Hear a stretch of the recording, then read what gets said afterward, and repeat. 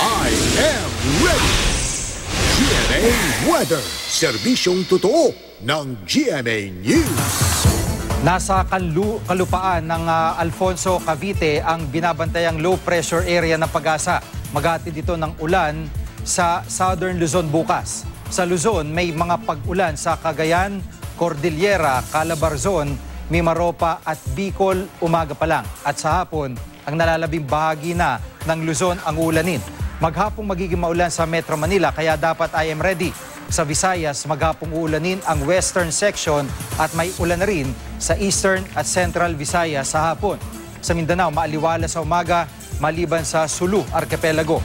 Habang sa hapon, may thunderstorm sa malaking bahagi at malalakas ang ulan sa northern Mindanao, Zamboanga Peninsula at Soc-Sargen.